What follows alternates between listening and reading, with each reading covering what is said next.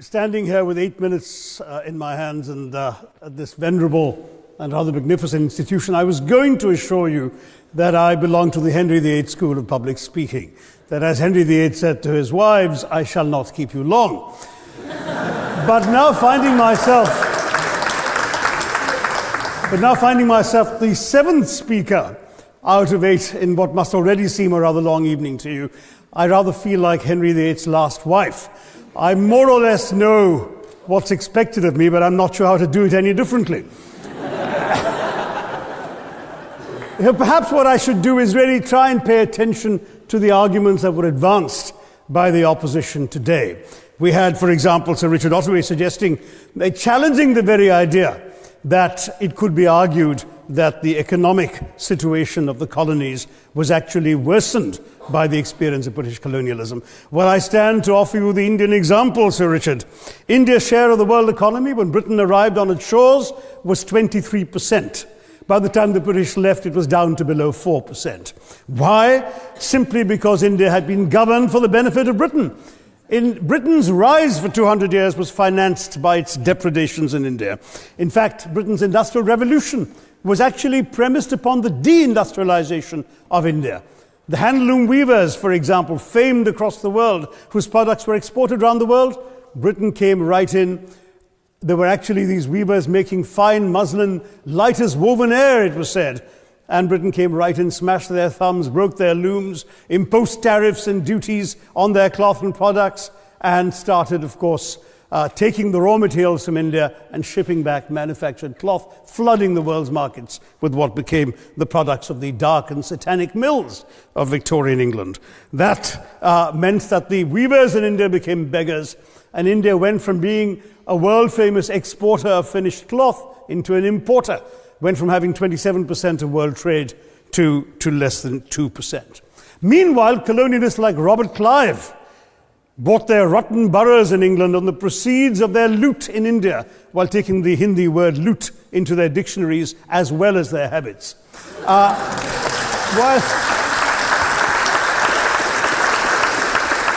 And the British had the gall to call him Clive of India, as if he belonged to the country, when all he really did was to ensure that much of the country belonged to him. By the end of the 19th century, the fact is that India was already Britain's biggest cash cow, the world's biggest purchaser of British goods and exports, and the source of highly paid employment for British civil servants. We literally paid for our own oppression. And as has been pointed out, the wealthy Victorian British families that made their money out of the slave economy, 1/5 of the elites of the wealthy class in Britain in the 19th century owed their money to transporting 3 million Africans across the waters. And in fact, in 1833, when slavery was abolished, what happened was that a compensation of £20 million was paid, not as reparations to those who had lost their lives or who had suffered or been oppressed by slavery, but to those who had lost their property. I was struck by the fact that your Wi-Fi password at this union commemorates the name of Mr. Gladstone, the great liberal hero. Well, I'm sorry, his family was one of those who benefited from this compensation.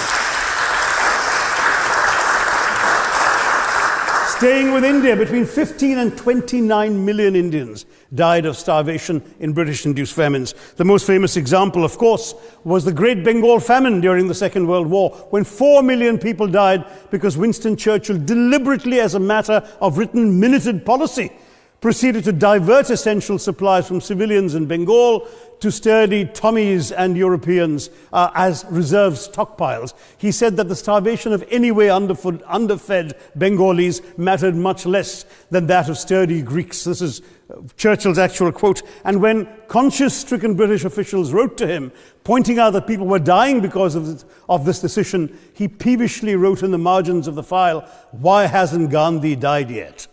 So all notions that the British were trying to do their colonial enterprise out of enlightened despotism, to try and bring the benefits of colonialism and civilization to the benighted heathen. I'm sorry, Churchill's conduct in 43, simply one example of many that gave a lie to this myth. As others have said on the proposition, violence and racism were the reality of the colonial experience. And no wonder that the sun never set on the British Empire, because even God couldn't trust the English in the dark. Let me take World War I as a very concrete example, since the first speaker, Mr. Lee, suggested these things couldn't be quantified. Well, let me quantify World War I for you. Again, I'm sorry, from an Indian perspective, others have spoken of other countries. 1/6 of all the British forces that fought in the war were Indian. 54,000 Indians actually lost their lives in that war. 65,000 were wounded. Another 4,000 remained missing or in prison. Indian taxpayers had to cough up £100 million in that time's money. India supplied 70 million rounds of ammunition, 600,000 rifles and machine guns, 42 million garments were stitched and sent out of India, and 1.3 million Indian personnel served in this war. I know all this because, of course, the commemoration of the centenary has just taken place. But not just that, India had to supply 173,000 animals, 370 million tons of supplies, and in the end, the total value of everything that was taken out of India, India, by the way, suffering from recession at that time and poverty and hunger, was, in today's money, £8 billion. You want quantification? It's available. Second World War, it was even worse, 2.5 million Indians in uniform. I won't belabor the point, but of Britain's total war debt of £3 billion, in 1945 money, 1.25 billion was owed to India and never actually paid. Somebody mentioned Scotland. Well, the fact is that colonialism actually cemented your union with Scotland. You know, the Scots had actually tried to send colonies out before 1707. They'd all failed, I'm sorry to say. But then, of course, came union, and India was available, and there you had a disproportionate employment of Scots. I'm sorry, Mr. Mackenzie has to speak after me. Engaged in this colonial enterprise as soldiers, as merchants, as agents, as employees, and the earnings from India is what brought prosperity to Scotland, even pulled Scotland out of poverty. Now that India is no longer there, no wonder the bonds are loosening. Now, we've heard other arguments on this side. There's been a mention of the railways. Well, let me tell you, first of all, as my colleague, the Jamaican High Commissioner, has pointed out, railways and roads were really built to serve British interests and not those of the local people. But I might add that many countries have built railways and roads without having had to be colonized in order to do so.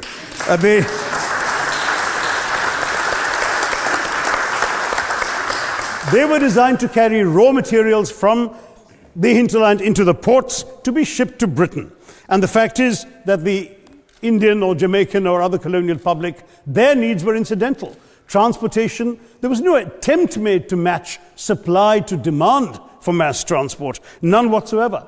Instead, in fact, the Indian railways were built with massive incentives offered by Britain to British investors, guaranteed out of Indian taxes paid by Indians, with the result that you actually had 1 mile of Indian railway costing twice what it cost to build the same mile in Canada or Australia, because there was so much money being paid in extravagant returns. Britain made all the profits, controlled the technology, supplied all the equipment, and absolutely all these benefits came as private enterprise, British private enterprise, at public risk, Indian public risk. That was the railways as an accomplishment. We're hearing about aid. I think it was again Sir Richard Ottaway who mentioned British aid to India. Well, let me just point out that British aid to India is about 0.4% of India's GDP. The government of India actually spends more on fertilizer subsidies, which might be an appropriate metaphor for that argument. If I may point out as well,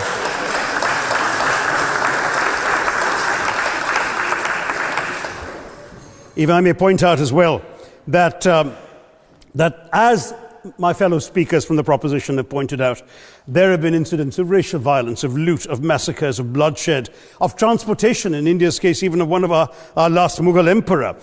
Yes, maybe today's Britons are not responsible for some of these depredations, but the same speakers have pointed with pride to their foreign aid. You're not responsible for the people starving in Somalia, but you give them aid. Surely the principle of reparations for the wrongs that have been done cannot be denied. It's been pointed out, for example, the dehumanization of Africans in the Caribbean, the massive psychological damage that has been done, the undermining of social traditions, of property rights, of the authority structures of these societies, all in the interests of British colonialism. And the fact remains that many of today's problems in these countries, including the persistence, in some cases the creation of racial and ethnic and religious tensions, were the direct result of the colonial experience. So there is a moral debt that needs to be paid.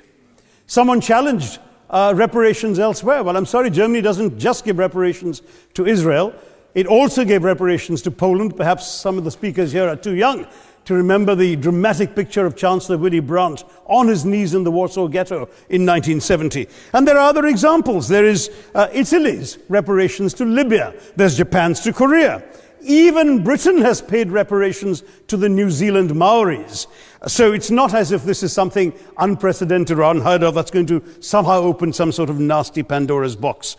No wonder Professor Lewis reminded us that he's from Texas. There's a wonderful expression in Texas that summarizes the arguments of the opposition: all hat and no cattle. Now, if I can just quickly look through the other notes I was scribbling while they were speaking, there was reference to democracy and rule of law. Let me say with the greatest possible respect, it's a bit rich to oppress, enslave, kill, torture, maim people for 200 years and then celebrate the fact that they're democratic at the end of it.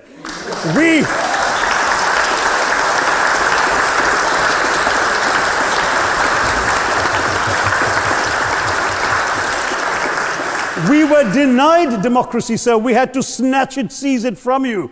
With the greatest reluctance, it was conceded in India's case after 150 years of British rule, and that too with limited franchise. Yes, indeed, ma'am. The opposition spoke quite highly of Greek and Athenian democracy on which the West should pride itself, and spoke of liberty and equality in that same name. The Athenian democracy was only functioning because of the slave society on which it was built. That's the nature of colonisation. All right, I don't think that needs contradiction, not from me at any rate.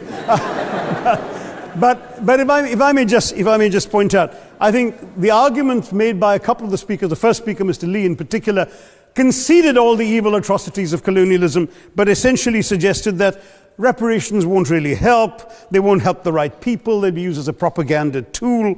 They'll embolden people like Mr. Mugabe. It's always nice how in the old days, I'm sorry to say that the people of the Caribbean used to frighten their children into behaving and sleeping by saying Sir Francis Drake would come after them. That was a legacy of that. Now it's Mugabe will be there. So this is the new sort of Sir Francis Drake of our times. The fact is very simply, sir, that we are not talking about reparations as a tool to empower anybody. They're a tool for you to atone for the wrongs that have been done. And I am quite prepared to accept the proposition that you can't put a monetary sum on the kinds of horrors people have suffered. Certainly no amount of money can expiate the loss of a loved one, as somebody pointed out there. You're not going to be able to figure out an exact amount. But the principle is what matters. The fact is that to speak blithely of sacrifices on both sides, as an analogy was used here, a burglar comes into your house, ransacks the place, stubs his toe, and you say, well, there was a sacrifice on both sides. That, I'm sorry to say, is not an acceptable argument. The truth is that we are not arguing specifically that vast sums of money need to be paid. The proposition before this House is the principle of owing reparations, not the fine points of how much is owed, to whom it should be paid. The question is there a debt? Does Britain owe reparations? As far as I'm concerned, the ability to acknowledge a wrong that has been done, to simply say sorry, will go a far, far, far longer way than some percentage of GDP in the form of aid. What is required, it seems to me, is accepting the principle that reparations are owed. Personally, I'd be quite happy if it was £1 a year for the next 200 years after the last 200 years of Britain and India. Thank you very much, Madam President.